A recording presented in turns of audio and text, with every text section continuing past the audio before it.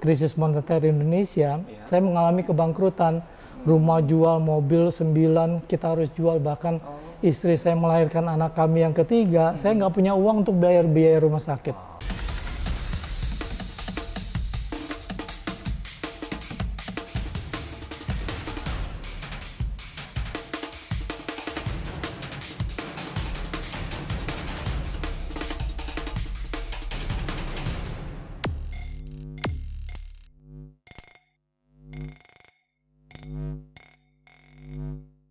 Ya, kembali bersama saya di program podcast Video Mantra Hati, Manajemen Transformasi Harapan dan Tindakan. Jangan bilang-bilang. Oke, kali ini saya sudah berada di kediaman seorang yang luar biasa. Mungkin teman-teman yang menyaksikan video ini sudah kenal beliau, ya, atau mungkin yang belum, nah bisa saksikan bersama-sama.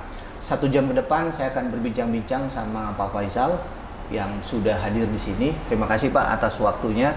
Sama-sama Pak. Kesempatannya. Semoga di sesi ini bisa memberikan tambahan wawasan ya Pak ya, dari ngobrol-ngobrol kita. Siap.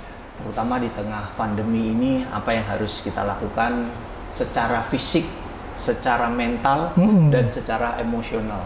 Dan tambah lagi satu, secara ekonomi. Betul Pak. Ini menjadi satu hal yang mungkin banyak orang akan nantikan. Tapi kita akan lanjut setelah yang satu ini.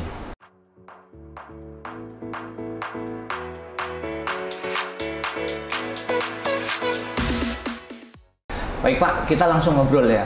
Mungkin Pak Faisal mau, kalau saya perkenalkan, beliau adalah sebagai apa ini Pak di bisnisnya Bapak itu?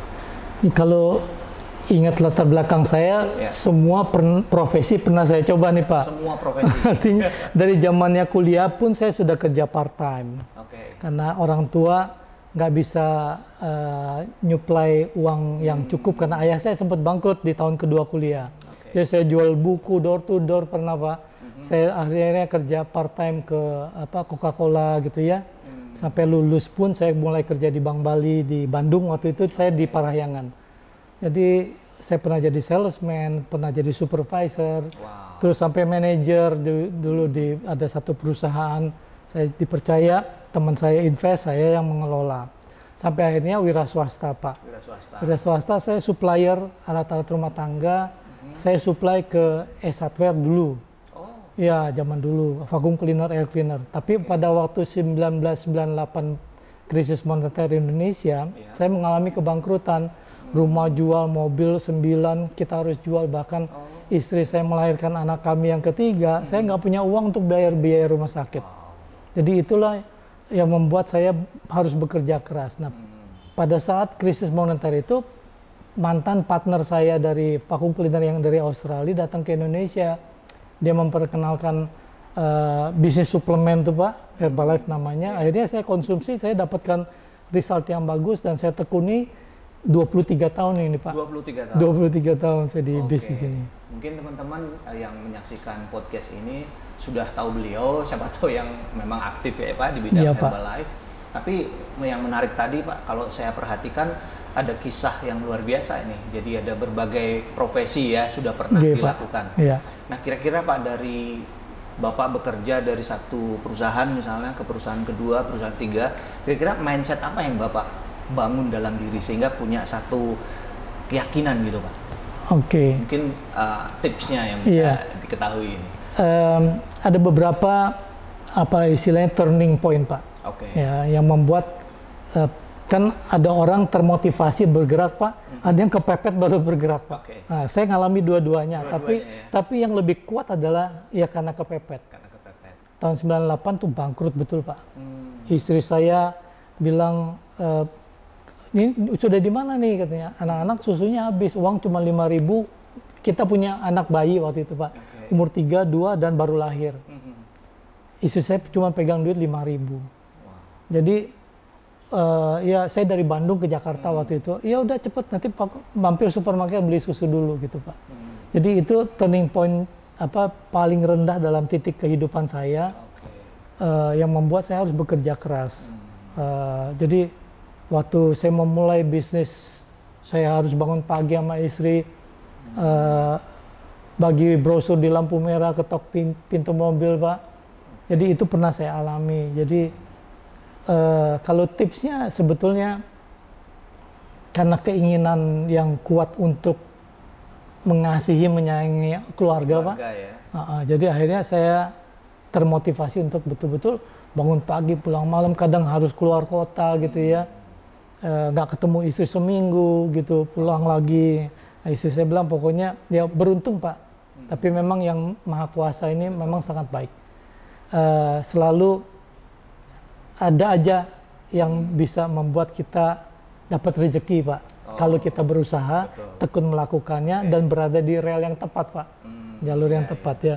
Jadi ya beruntung kayak pada waktu kita berjuang di awal-awal, Pak.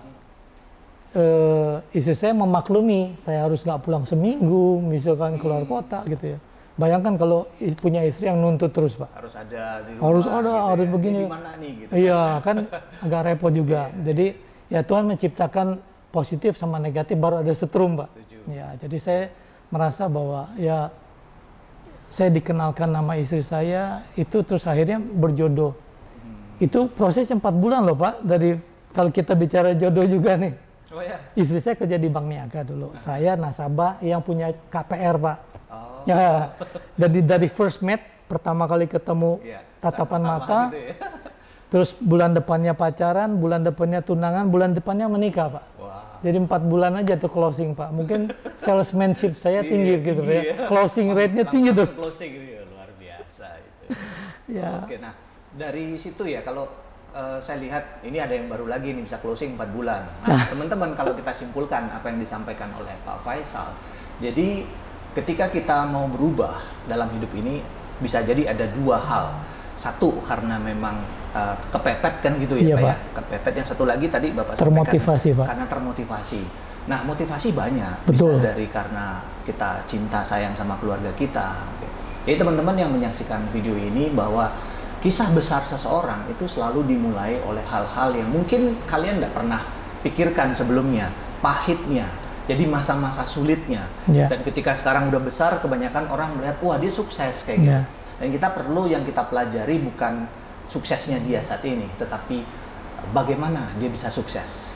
Kalau saya katakan begini, I know you success, but now how? Gimana caranya sukses itu?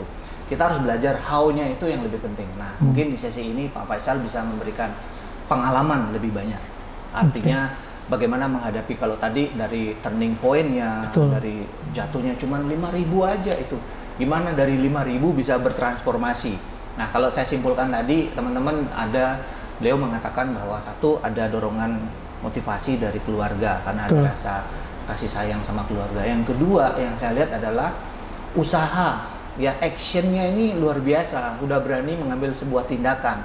Jadi udah nggak ada pilihan lagi, saya harus melakukan ini. Betul, Pak. Nah, sumber motivasinya adalah keluarga. Nah, sekarang teman-teman yang menyaksikan video ini, coba lihat kenapa Anda bekerja, kenapa Anda berbisnis. Why-nya dipertanyakan dulu, gitu kan? Ya, apakah buat keluarga kalian, buat bisnis, buat ekonomi dan seterusnya. Nah, kalau alasan why-nya sangat kuat ya, itu akan membantu Anda untuk bisa bertransformasi lebih baik lagi. Terlebih di masa sekarang, Pak ya, di pandemi ini. Nah, sekarang kalau kita lihat bagaimana orang-orang bisa survive, Pak. Sekarang kalau menurut Pak Faisal nih, di kondisi sekarang, ini apa tipsnya buat Bapak yang harus kita utamakan di saat ini, Pak, di pandemi ini? Oke, yang saya sadari, pandemi ini kan global, Pak. Betul. Waktu saya alami 98, krisis moneter regional, Asia Tenggara dulu, nanti di Eropa duluan. Kalau ini mau kemana juga nggak bisa, Pak. Ya kita lihat kemarin Singapura sudah mulai anggap flu biasa, sekarang lockdown lagi. Artinya mau kemana pun, ya yang pasti bahwa kita tetap harus jaga diri sendiri, Pak. Prokes, taat sama pemerintah, peraturan dan seterusnya kita harus taat. Usul saya satu, Pak Wira. Saya senang tadi Pak juga sampaikan mantra hati. Hatinya yang penting juga, Pak. Action yang penting, Pak. Banyak atau ada beberapa orang yang berlindung di belakang pandemi, Pak. Satu, mohon maaf nih, saya harus sampaikan. Karena alasan nggak mau keluar dari zona nyamannya. Betul. Kedua, ya mumpung ada pandemi, saya di rumah aja do nothing gitu. Jadi nggak melakukan apa-apa, Pak. Sehingga ya nggak bertumbuh, nggak berkembang. Motivator banyak, Pak. Nah, tinggal seperti Pak sampaikan kepada saya tadi waktu sebelum kita mulai, ini action ini yang paling penting. Nah, betul, saya dukung podcastnya Pak Wira ini bahwa bagaimana kita why yang besar itu bisa menjadi tindakan yang besar juga gitu. Jadi kalau betul-betul menginginkannya, Pak, kayak saya betul-betul menyayangi keluarga, menyayangi bertanggung jawab sebagai orang tua gitu ya. Jadi how to becomes easy if you really wants to gitu kan. Artinya kalau bagaimananya akan lebih mudah, Pak, kalau betul-betul kita menginginkannya. Ya banyak orang yang ya karena zona nyamannya, karena ya mumpung ada pandemi gue bisa jadiin alasan untuk kita begini gitu ya. Ya nggak salah juga, Pak. Tapi bagaimana kita mempunyai tanggung jawab terhadap diri kita untuk menjadi orang yang lebih baik dari hari kemarin.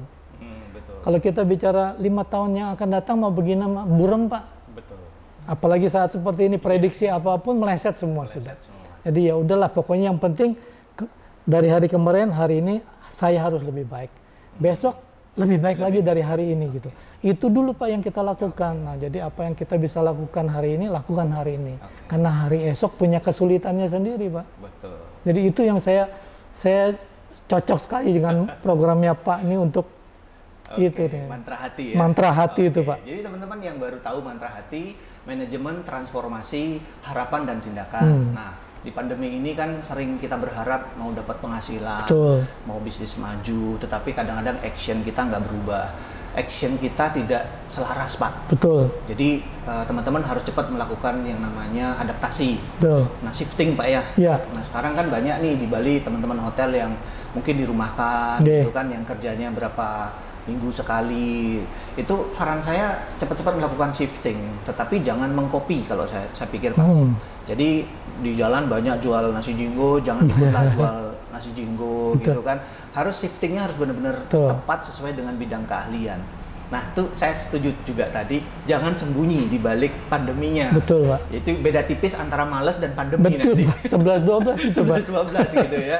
Jadi lebih kreatif. Betul. Nah, sehingga mungkin yang pertama, Pak, kalau menurut Bapak nih, ketika mindset kita sudah mau berubah, mindset dan mental yang kuat itu didasari kan oleh fisik kita, Pak. Kesehatan kita. Betul. Mustahil kita bicara kalau mental yang kuat sementara kita sakit-sakitan, Pak. Betul. Tipsnya dari Bapak gimana nih untuk menjaga kebugaran kita, Pak, kesehatan ini? Sekarang harta yang paling berharga adalah kesehatan. Di saat-saat pandemi seperti ini apalagi. Betul. Menjaga kesehatan itu ada orang bilang mahal, Pak. Tapi sakit lebih mahal. Sakit lebih mahal. Iya, artinya mengorbankan segalanya untuk mengejar kesehatan. Yes. Mas Ade Rai juga bilang, kesehatan akan merasa sangat berharga kalau Anda tidak memilikinya. Jadi pada waktu sakit itu, mestinya gue olahraga nih. Iya, betul. Mestinya jaga makan nih. Betul. Gitu. Karena pada waktu dia sakit, dia baru sadar. Jadi mencegah lebih baik daripada mengobati itu betul banget, Pak.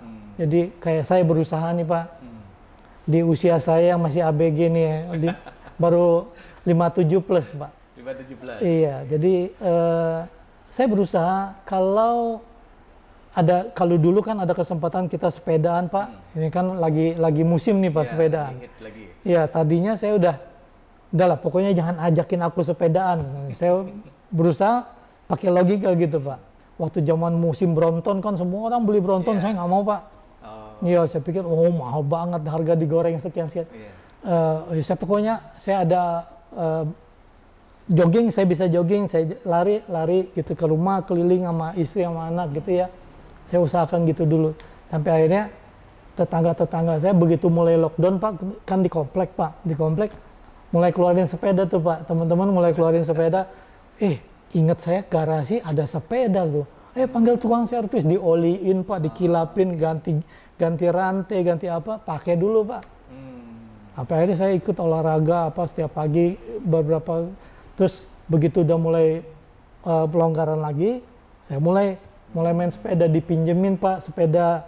Dipinjemin dulu yang pakai karbon lah, terus akhirnya saya, beda banget, apalagi kita yang udah 50 ABG lebih nih Pak. Gitu. Iya, jadi ABG gini kan mesti, artinya kalau kita kan sudah, sampai sekarang kan kita berusaha sudah hampir 23 tahun terakhir ini, ya adalah hasil ya Pak ya.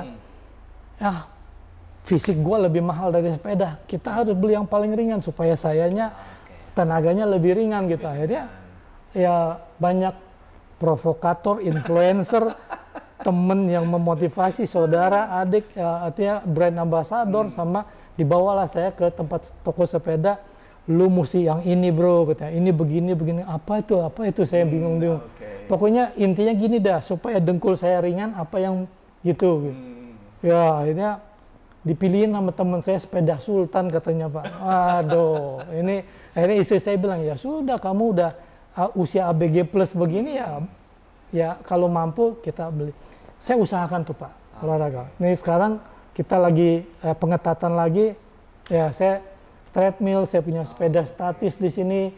Ya kalau ada syukur ada waktu berenang kita berenang juga gitu ya. Usahakan Pak. Hampir setiap hari saya melakukan olahraga Pak. Ya. Durasi waktu Pak? Kalau nggak sempat setengah jam Pak, minimal setengah jam, dan minimal saya treadmill. Ya, atau sepeda statis. Kalau ada waktu kayak saya kayak sekarang ini kan kita di Bali ini masih boleh Pak, asal tempat-tempat yang terbuka segala macam. Saya sama istri pagi bangun jam 5, setengah 6 jalan gitu, dari saya Nusa Dua ke Seminyak sampai Canggu gitu, balik. Kadang kalau sama temen, kalau kesiangan Pak, istri saya minta pulang tuh Pak. Kalau sama teman saya sampai Tanah Lot, sampai ke Candi Dase. Hari ini nih teman saya ngajakin ke Candi Dase nih Pak. Ya cuman maksudnya ya kita siapkan gitu. Yang tadinya goes cuma 10 kilo udah pegel banget, 15. Terus satu ketika waktu saya pertama kali datang, teman saya di sini Jimmy, saya lihat, wih Jim kamu jadi langsing begini. Karena pandemi bro, maksudnya pandemi nggak bisa mikir apa-apa saya katanya. Artinya hotel juga nggak boleh buka, restoran dia juga bisnisnya tutup, dia larikan ke olahraga Pak. Dari yang gemuk segala macam, sekarang Pak udah triathlon dia bisa Pak. Dalam 7 bulan. Jadi saya pikir kalau Jimmy bisa, usianya kan kurang lebih, saya lebih senior. Saya juga harus bisa nih gitu. Jadi saya berusaha, artinya investasikan waktu, tenaga kita untuk mengejar kesehatan. Betul Pak. Itu yang paling berharga saat ini Pak. Iya, betul. Saya setuju ya. Jadi teman-teman sambil nonton dan saksikan video ini, tips yang harus kita lakukan Pak ya, olahraga minimal ya 30 menit. Dan olahraganya yang mungkin yang sebisa yang bisa dilakukan, kita bergerak gitu ya. Kalau Pak Faisal hobinya mungkin bersepeda, teman-teman bersepeda bisa bergabung gitu. Saya juga mulai Pak, mulai bersepeda. Hati-hati terprovokasi Pak. Sepertinya begitu, provokator banyak. Pak. Iya, jadi saya baru mulai main sepeda juga. Saya pikir ini juga asik Pak. Asik, kita bisa melihat sesuatu yang baru. Kadang inspirasi muncul juga di sepeda. Betul Pak. Ada hal-hal yang kita tiba-tiba nggak kepikiran dia bisa muncul kayak gitu. Jadi kan mungkin pada fase kita lagi rileks menikmati perjalanan gitu ya Pak. Boleh Pak, nanti sekali-sekali saya ikut goes. Oh siap, siap. Saya juga masih jangan, kalau saya tanya, bro, speed berapa nih, di bawah 30 ya? Oh iya siap katanya, tapi lupa nanya elevasinya berapa. Dia ajak saya ke Petang Pak, untuk Ubud Pak. Ya itu dia.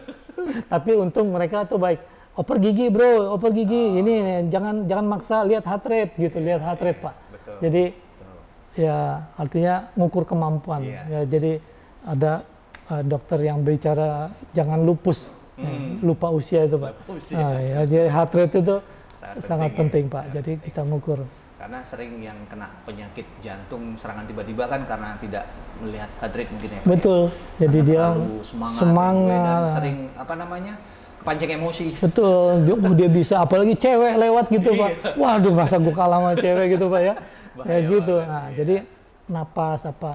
Karena saya pernah awal-awal saya mulai main sepedaan Pak, pakai sepeda besi Pak, sepeda lipat, kurang persiapan, waktu itu tidurnya kurang segala macam.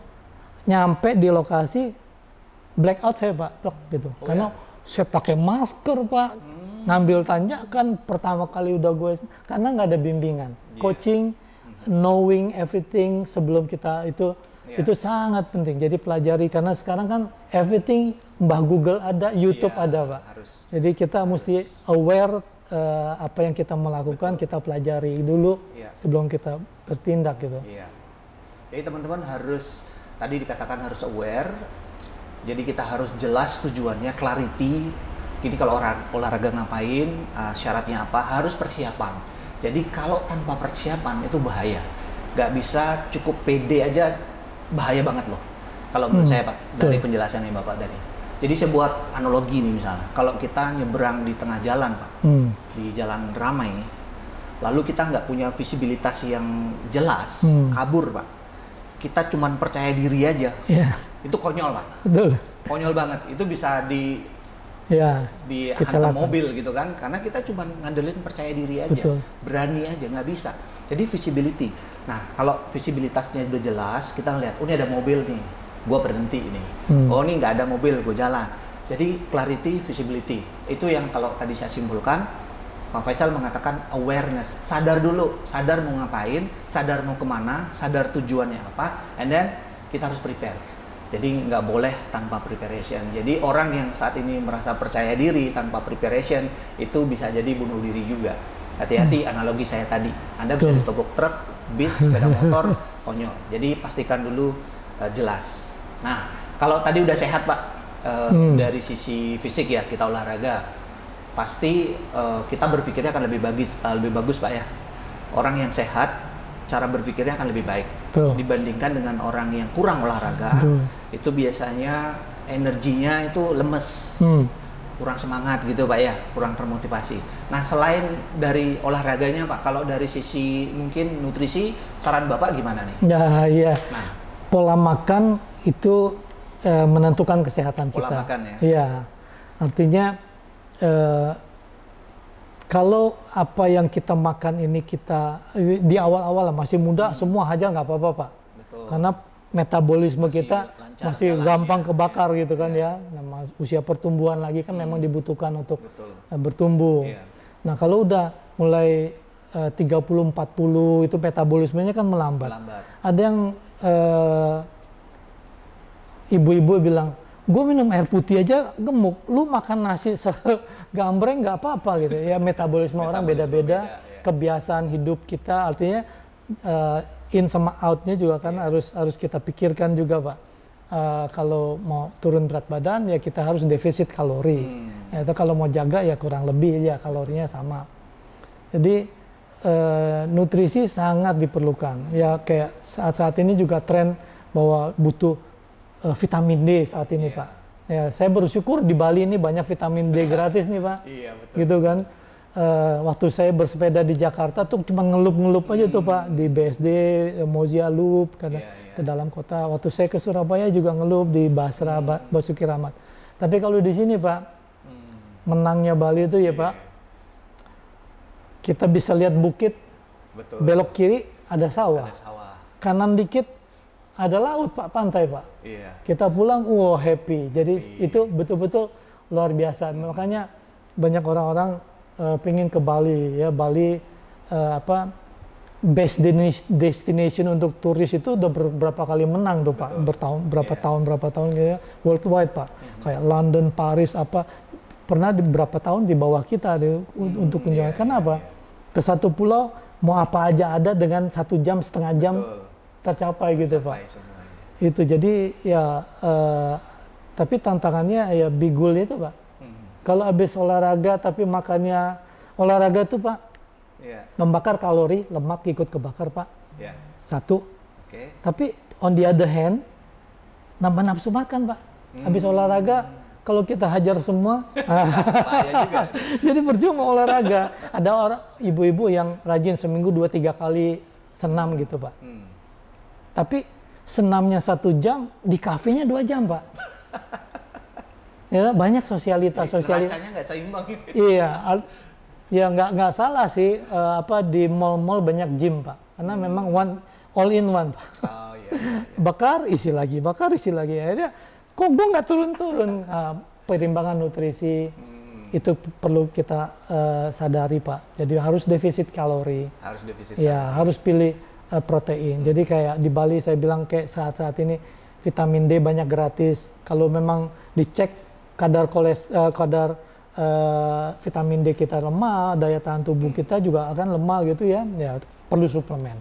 Sama kayak misalnya orang mau maintain berat badan, turunkan berat badan atau mau naikkan berat badan, kita mesti tahu kondisi tubuh kita bagaimana. Betul.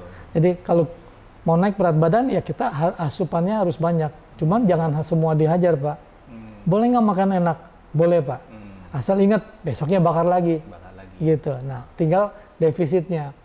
Kalau ada orang yang bilang bahwa kalau begitu saya kontrol makan aja bisa Pak, asal sesuai nih. Satu piringmu 20% protein, karbohidrat, vitamin itu takarannya benar. Nah nakar terus apa enggak nih? Kalau kita nggak nakar terus ya perlu suplemen Pak. Tambahan serat. Kita perlu serat berapa gram sehari. Ya kalau makan di sini kayak di sini saya suka tuh nasi tempok tuh, ya kan ada potongan timun 2 potong Pak, daun selada 2 lembar, nasi ayam, sambelnya banyak kan gitu Pak. Cukup nggak seratnya? Nggak mungkin cukup. Pola makan kita di Indonesia pasti kurang serat. Jadi mesti ada asupan serat gitu. Terus juga ada asupan protein. Khususnya kita ya usia udah bertambah gitu ya, kan massa otot kita berkurang, apalagi jarang olahraga.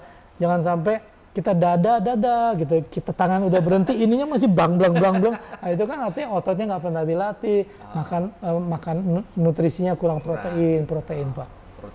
Protein. Nah kalau protein juga kalau nggak diolah jadi olahraga juga kurang baik.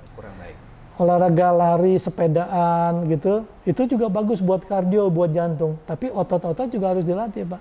Kayak push up, sit up segala macam itu otot-otot kita harus latih. Makin ada usia, makin kita harus melatih otot Pak. Kalau nggak kendor Pak. Oke. Nah itu tipsnya buat yang sudah usia. Jadi harus melatih otot. Kemudian nutrisi, olahraga, karena olahraga akan menciptakan di samping badan kita fit, fresh, bugar dan segar. Jadi imun sistem juga bisa lebih baik kan nutrisi masa pandemi ini. Nah kalau teman-teman sudah sehat, fresh, bugar, maka pastilah nanti berpikir kreatifnya akan muncul. Nih apa nih yang harus dilakukan nanti di masa pandemi? What next ya? Ya, what next? Apakah masih berharap di A saja atau kita udah mulai ke B nih atau kita mulai ke C? Karena jangan sampai kita berpikir mau dapat hasil B tetapi kita masih melakukan A saja terus dari dulu. Bahkan di pandemi masih A, nggak bisa ke B. Kita akan lanjutkan lagi bincang-bincang setelah yang satu ini.